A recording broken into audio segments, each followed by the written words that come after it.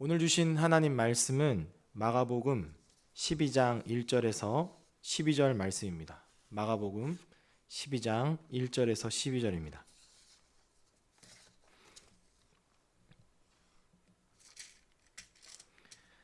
예수께서 비유로 그들에게 말씀하시되 한 사람이 포도원을 만들어 산 울타리로 두르고 집 짜는 틀을 만들고 망대를 지어서 농부들에게 새로 주고 타국에 갔더니 때가 이름에 농부들에게 포도원 소출 얼마를 받으려고 한 종을 보내니 그들이 종을 잡아 심히 때리고 거저 보내었거늘 다시 다른 종을 보내니 그의 머리에 상처를 내고 능욕하였거늘 또 다른 종을 보내니 그들이 그를 죽이고 또 그 외 많은 종들도 더러는 때리고 더러는 죽인지라. 이제 한 사람이 남았으니 곧 그가 사랑하는 아들이라.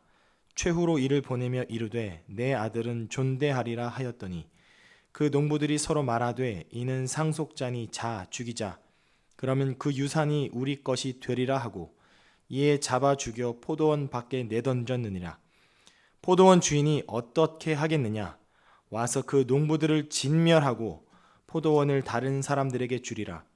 너희가 성경에 건축자들이 버린 돌이 모퉁이의 머릿돌이 되었나니 이것은 주로 말미암아 된 것이요 우리 눈에 놀랍도다 함을 읽어보지도 못하였느냐 하시니라. 그들이 예수의 이 비유가 자기들을 가리켜 말씀하신 줄 알고 잡고자 하되 무리를 두려워하여 예수를 두고 가니라. 아멘. 오늘 본문에서 예수님은 불의한 포도원 농부의 비유를 통해서 불신앙을 고집했던 당시 종교 지도자들에게 이 말, 하나님의 심판의 그 당위성을 설명해 주고자 하셨습니다. 오늘 본문에서 포도원은 이스라엘을 상징합니다. 농부들로 표현된 포도원의 소작인들은 이스라엘 대표자들, 즉 종교 지도자들을 상징하는데요. 오늘 본문의 이 농부들이라는 말을 의미를 더 분명하기 위해서 소작인으로 저는 표현을 하겠습니다. 오늘 예수님 말씀하신 비유 속에서 다른 나라로 땅 주인이 떠납니다. 그리고 나서 소작인들로부터 수확에 대한 세를 거둬들이기 위해서 그의 종 하나를 보내었다고 기록되어 있습니다. 이 종은 하나님께서 이스라엘 백성들에게 보내신 선지자를 의미하는데 소작인들은 처음에 그 보내진 한 종을 잡고 때리고 거저 보냈다고 3절에 기록되어 있습니다. 4절에 보시면 그 다음에 보내진 종의 머리에 상처를 내고 능욕했다 기록되어 있고요. 5절에 보시면 그리고 또다시 보내진 종을 끝내는 죽였다 이렇게 기록되어 있습니다. 그럼에도 불구하고 이 주인은 포기하지 않고 그 외에 많은 종들을 계속 보내었지만 이 소작인들, 포도원의 농부들은 계속해서 보내어진 종들을 때리고 계속해서 죽였습니다. 6절에 보시면 땅 주인은 마지막으로 그들이 그의 아들만큼은 존경하겠지 기대하며 사랑하는 아들을 직접 보냅니다. 이 아들은 우리 예수님을 말하는데 하나님께서는 예수님을 보내셔서 당시 종교 지도자들에게 죄를 회개할 기회를 주고자 하나님의 요구에 합당한 열매 맺을 기회를 주고자 하셨습니다.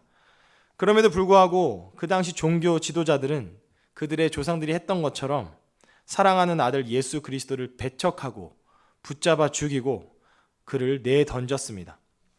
이러한 소작인들의 악행은 구약에서 선지자들을 계속해서 배척하고 학대하며 나중에는 죽이기까지 했던 이스라엘 지도자들의 악행을 비유적으로 표현한 것입니다.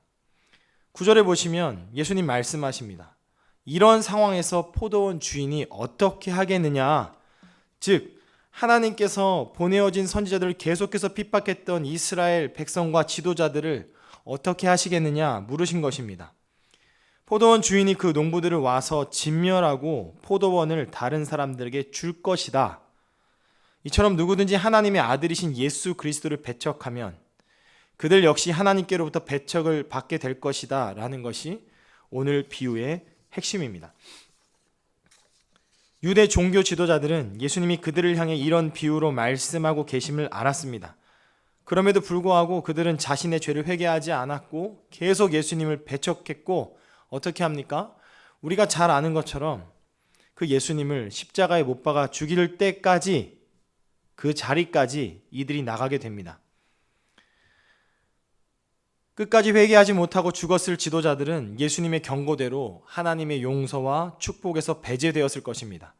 그리고 임박한 하나님의 심판을 피할 수 없게 될 것입니다. 그런데 여러분, 여기서 오늘 본문이 끝나지 않죠?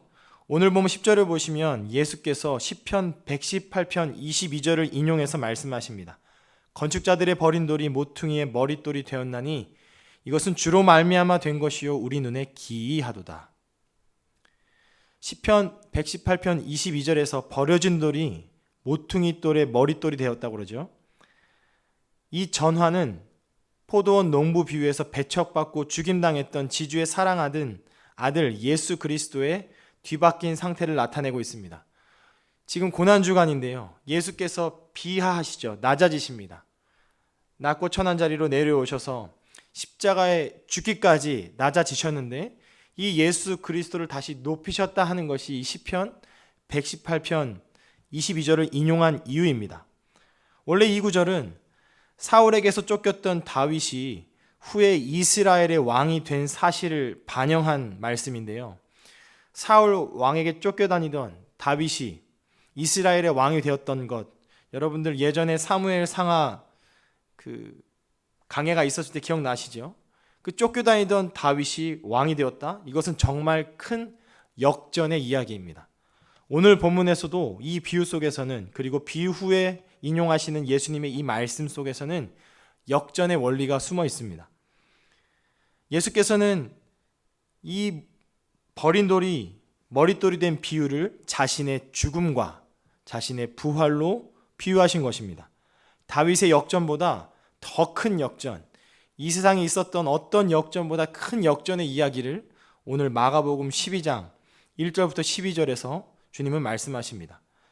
유대 종교 지도자들이 앞서 보내어졌던 선지자들을 핍박하고 때리고 죽였던 것처럼 하나님께서 마지막으로 보내신 예수님을 이단으로 정죄하고 그 예수님을 십자가에 못 박아 죽인 그 종교 지도자들을 향하여서 계속해서 오늘 마가복음 12장 전에 보시면 예수님을 향하여, 이 12장 후로 보시면 이 적대적인 사람들이 여러 가지 예수님을 함정에 놓고자 질문을 하는데요. 여기서 계속 너희가 그렇게 한다 그러면 하나님의 심판을 면할 수 없다, 이 말씀을 하시는 것입니다. 사랑하는 성도 여러분, 오늘 본문에서 예수님께서는 이 악한 포도원 농부들의 비유를 통해서 누구를 향해 말씀하셨다고요? 당시 종교 지도자들을 향해서 말씀하신 것입니다.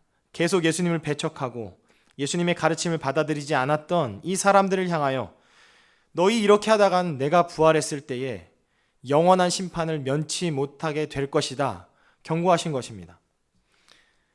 사랑하는 여러분, 이제 공이 저와 여러분에게 넘어왔습니다. 이 당시 종교 지도자들은 예수님을 배척했고 끝까지 핍박했고 죽이기까지 하나님 되신 예수님을 거부했습니다. 예수님께서 정말 우리를 대신하여 십자가에서 죽임을 당하셨다는 사실을 여러분 믿으십니까? 가정에서 예배드리시는 우리 자녀분들, 정말 예수님이 여러분들을 위해서, 우리의 죄를 위하여서 십자가 죽임을 당하셨다는 사실을 믿으십니까? 그리고 오늘 본문에 나타난 것처럼 거기서 끝나는 것이 아니라 그 죽음 이후에 사흘 만에 죽음의 권세를 깨뜨리시고 무덤에서 일어나 부활하셨다. 여러분 정말 이것을 믿으십니까? 이것을 여러분들이 믿으신다면 정말로 복된 사람들입니다. 이번 돌아오는 주일은 부활 주일입니다. 우리는 이번 한 주 동안에 주님의 고난, 주님의 죽으심, 그리고 무엇보다 주님의 부활을 깊이 묵상해야 합니다. 우리 어린 친구들은 생각하고 또 생각하라는 말입니다. 되풀이해서 거듭 생각하고 이것을 위해 기도해야 합니다. 왜냐하면 이 주님의 역전, 주님의 죽으심과 부활을 믿는 사람은 예수님 다시 오실 때에 주님과 함께 부활할 것이고, 이 사실을 믿지 않았던 사람들은 주님께서 이 땅에 다시 오실 때에 하나님의 준엄한 심판을 당하게 될 것이기 때문에 그렇습니다. 사랑하는 여러분, 우리가 주님의 부활을 정말 믿는다면 어떻게 살아야 할까요? 예수님께서 이 땅에 계실 때는 앞서 보내진 선지자들처럼 매맞고 욕을 먹으시고 그리고 고난을 당하시고 죽으셨습니다. 그러나 거기서 끝이 아니라 오늘 시편 118편 22절 말씀처럼 그 버린돌이었던 예수님을 하나님께서 모퉁이의 머릿돌로 삼으셨다. 온 교회의 머리로 삼으셨다. 이 영광을 기억할 때에 우리는 이 고난당하신 예수님의 길을 잘 따라가야 합니다. 주님께서 걸어가셨던 그 길이 어떠한 대가를 치르는 길이라 할지라도 우리는 그 길을 따라가야 합니다. 왜냐하면 그 길이 부활의 길이요, 생명의 길이요, 영광의 길이기 때문에 그렇습니다. 지금은 고난의 길입니다. 그런데 역전이 있습니다. 예수님의 부활이 사실이라면, 무덤에서 일어난 것이 사실이라면 우리는 지금 세상에서 당하는 여러 가지 어려움과 고난 때문에, 특별히 코로나19로 인해서 당하는 교회와 사회에 여러 가지 어려움들이 있지만 여기서 끝나는 것이 아니라 역전이 있다는 것을 기억해야 합니다. 즉, 예수님의 죽음과 무엇보다 예수님의 부활이 실제 일어난 사건이라면 우리는 예수님을 정말로 잘 따라가야 합니다. 예수님께 순종하는 게 바로 지혜로운 선택인 것입니다. 말씀을 정리하겠습니다. 사랑하는 성도 여러분, 주님께서는 우리를 구원하시기 위하여 친히 십자가의 고난을 당하셨습니다. 선지자들과 다를 바 없이 고난을 당하셨지만 여기서 끝이 아니라 주님께서는 모든 죄와 사망의 권세를 깨뜨리시고 부활하셨습니다. 이 주님과 함께 우리도 부활할 것이라는 것을 굳게 믿고 고난과 어려움이 가득한 세상 속에서도 부활의 능력으로 날마다 승리를 경험하며 살아가는 저와 여러분 되시기를 주님의 이름으로 축복합니다.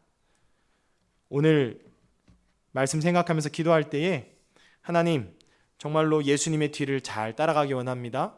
이번 한 주간 주님의 고난과 부활을 깊이 묵상하겠습니다 하는 마음으로 기도하고 주어진 데일리 기도문의 그 기도 제목을 가지고 모두 함께 기도하는 시간을 갖도록 하겠습니다.